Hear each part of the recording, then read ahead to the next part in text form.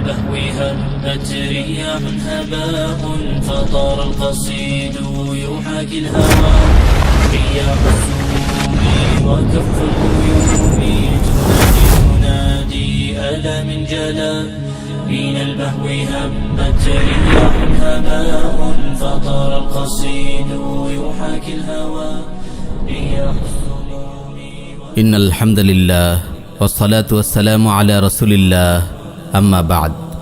গত পর্বে আমরা আখিরুজ্জামানের ঘটনা প্রবাহের ধারাবাহিকতা বোঝার জন্য একটি গুরুত্বপূর্ণ হাদিসের কথা বলেছিলাম। আলোচনা বোঝার সুবিধার্থে সেটি আবার আমরা উল্লেখ করছি। রাসূল সাল্লাল্লাহু আলাইহি ওয়াসাল্লাম ইরশাদ করেন, উমরান বাইতুল মাকদিস খারাবু ইয়াসরিব ওয়া খারাবু ইয়াসরিব খুরুজুল মালহামা ওয়া খুরুজুল মালহামা ফাতহু কুসতানতিনিয়া ওয়া ফাতহুল কুসতানতিনিয়া খুরুজুদ দাজ্জাল। বাইতুল মাকদিসের আবাদী ও সমৃদ্ধি মদিনা বিরান হওয়ার আলামত। মদিনা বিরান হওয়া মহাযুদ্ধের আলামত, আর মহাযুদ্ধ কনস্টান্টিনোপল বিজয় হওয়ার নিদর্শন, আর কনস্টান্টিনোপল বিজয় হওয়া দাজ্জালের আবির্ভাবের আলামত। প্রিয় ভাই ও বোন, গত পর্বে আমরা মহাযুদ্ধে মুসলিম বাহিনীর বিজয় পর্যন্ত আলোচনা করেছিলাম। আজ আমরা এরপর থেকে আলোচনা শুরু করব ইনশাআল্লাহ।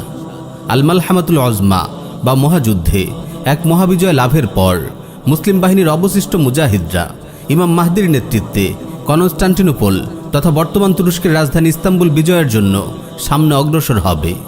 সাহিহ মুসলিমে বর্ণিত একটি হাদিসের আলোকে আমরা কনস্টান্টিনোপল বিজয়ের বিবরণ আপনাদের সামনে তুলে ধরব। কনস্টান্টিনোপল বিজয় অভিযানে ৭০,০০০ মুসলিম অংশগ্রহণ করবে। এই যুদ্ধে তারা কোনো ধরনের অস্ত্রশস্ত্র ব্যবহার করবে না। কেবল লা ইলাহা ইল্লাল্লাহর ধ্বনি দিয়েই তারা পুরো শহর বিজয় করে ফেলবেন। তারা শহরের একেবারে কাছে গিয়ে লা ইলাহা ইল্লাল্লাহ বলে বলিষ্ঠ কণ্ঠে আওয়াজ তুলবেন। সাথে সাথে শহরের এক প্রান্তের সকল স্থাপনা লুটিয়ে পড়বে। দ্বিতীয়বার লা ইলাহা ইল্লাল্লাহর ধ্বনিতে অপর প্রান্তের স্থাপনাগুলো লুটিয়ে পড়বে। তৃতীয়বার লা ইলাহা ইল্লাল্লাহর ধ্বনিতে শহরের প্রধান ফটক উন্মুক্ত হয়ে যাবে। তারপর মুসলিম বাহিনী শহরে ঢুকে পড়বে। তারা নিজেদের তরবারিগুলো জাইতুন বৃক্ষে ঝুলিয়ে রেখে গনিমতের মাল বন্টনে ব্যস্ত হয়ে যাবে। এমন সময় বিপদের ধ্বনি ভেসে আসবে, দাজ্জাল বের হয়েছে, দাজ্জাল বের হয়েছে, দাজ্জাল তোমাদের পরিবার পরিজনের কাছে পৌঁছে গেছে। এই ভয়াবহ সংবাদ শুনে মুসলিমরা সব কিছু ফেলে স্বদেশের দিকে রওনা হয়ে যাবে। 10 জন অশ্বারোহীকে তারা দাজ্জালের সংবাদ সংগ্রহের জন্য আগে পাঠিয়ে দেবে। রাসূল সাল্লাল্লাহু আলাইহি ওয়াসাল্লাম স্পষ্ট করে বলেন, এই 10 জনের নাম, তাদের বাপদাদার নাম এবং তাদের ঘোড়ার রং পর্যন্ত আমি জানি। তারা হবে সেই সময়ের শ্রেষ্ঠ অশ্বারোহী। দাজ্জাল আসার সংবাদটি ভুল প্রমাণিত হবে। মূলত এটি ছিল শয়তানের ঘোষণা। কিন্তু মুসলিমরা যখন সিরিয়ায় পৌঁছবে তখন সত্যি সত্যি দাজ্জালের আবির্ভাব ঘটে যাবে। প্রিয় ভাই ও বোন, এই হাদিস থেকে আমরা একটি গুরুত্বপূর্ণ ইঙ্গিত পাই। সেটি হলো শেষ জামানায় মানুষ যুদ্ধে আবার তলোয়ার ও ঘোড়া ব্যবহার করবে। হতে পারে ব্যাপক যুদ্ধবিগ্রহ, বিপর্যয় কিংবা অন্য কোনো কারণে আধুনিক যুদ্ধাস্ত্রের মজুদও নিঃশেষ হয়ে যাবে। তবে হাদিসে এই ব্যাপারে স্পষ্ট কোনো বক্তব্য পাওয়া যায় না। আল্লাহ রাব্বুল আলামিনই ভালো জানেন। প্রিয় ভাই ও বোন, সাহিহ মুসলিমের এই দীর্ঘ হাদিস থেকে আমরা বুঝতে পারলাম কনস্টান্টিনোপল বিজয়ের পরপরই দাজ্জালের আবির্ভাব ঘটে যাবে। দাজ্জাল 40 দিন পৃথিবীতে থাকবে।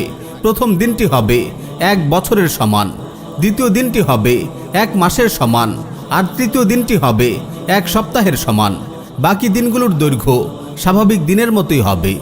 এই সময়গুলোতে সে মক্কা মদিনা ব্যতীত গোটা পৃথিবী চষে বেড়াবে।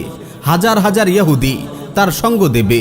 তার ফিতনায় পড়ে ঈমান হারাবে অগণিত মানুষ।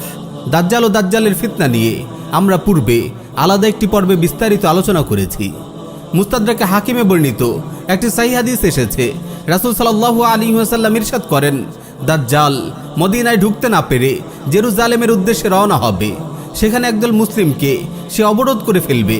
তখন মুসলিম নেতৃবৃন্দ বলবে, তোমরা কিসের অপেক্ষা করছো? এই তাগুতের বিরুদ্ধে কেন লড়াই করছো না? হয় তোমরা আল্লাহর সঙ্গে মিলিত হবে অথবা আল্লাহ তোমাদের বিজয় দান করবেন। তারপর তারা তুমুল লড়াইয়ের জন্য প্রস্তুত হয়ে যাবেন। পরদিন সকালে আসমান থেকে ঈসা আলাইহিস সালাম অবতরণ করবেন।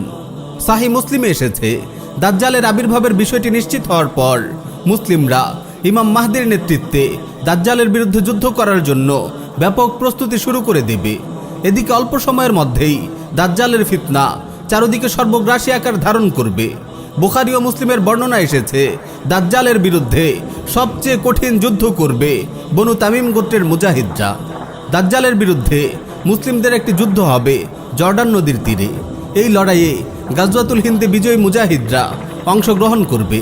একটি সহিহ হাদিস এসেছে, রাসূল সাল্লাল্লাহু আলাইহি ওয়াসাল্লাম ইরশাদ করেন, লা তুকাতিলুন্নাল মুশরিকিন হাত্তা তুকাতিলা বাকিয়াতুকুমুদ দাজ্জাল আলা নাহরিম বিল উর্দুন আনতুম শারকিয়্যাহ ওয়া হুম গারবিয়্যাহ। নিঃসন্দেহে তোমরা মুশরিকদের বিরুদ্ধে যুদ্ধ করবে, এমনকি এই যুদ্ধে তোমাদের অবশিষ্ট মুজাহিদরা জর্ডান নদীর তীরে দাজ্জালের সঙ্গে যুদ্ধে লিপ্ত হবে।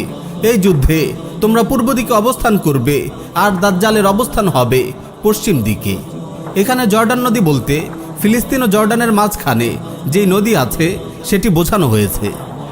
দাজ্জালের ফিতনার এই কঠিন মুহূর্তে একদিন ফজরের নামাজের সময় সাইয়্যিদুনা ঈসা আলাইহিস সালাম দামেশকে আসমান থেকে অবতরণ করবেন।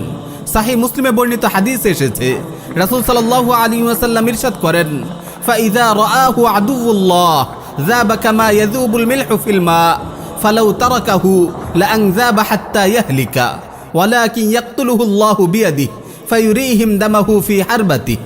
আল্লাহর দুশমন দাজ্জাল যখন ঈসা আলাইহিস সালামকে দেখবে তখন ভয়ে সে গলতে শুরু করবে, যেভাবে লবণ পানিতে গলে যায়। তাকে যদি তিনি এমনিতেই ছেড়ে দিতেন তবুও সে গলে গলে ধ্বংস হয়ে যেত, কিন্তু তিনি ঈসা আলাইহিস সালামের হাতে তাকে হত্যা করবেন এবং তার বর্ষায় দাজ্জালের রক্ত তাদের দেখিয়ে দেবেন। তারপর ইহুদিদের মৃত্যুডঙ্কা বেজে উঠবে, তাদের বিরুদ্ধে মুসলিমদের এক মহা লড়াই বেঁধে যাবে। মুসলিম বাহিনী এক একজন ইহুদিকে খুঁজে খুঁজে হত্যা করবে। প্রাণ ভয়ে ইহুদিরা এদিক ওদিক লুকানোর চেষ্টা করবে, কিন্তু আল্লাহর কোনো সৃষ্টি সেদিন কোনো ইহুদিকে আশ্রয় দেবে না।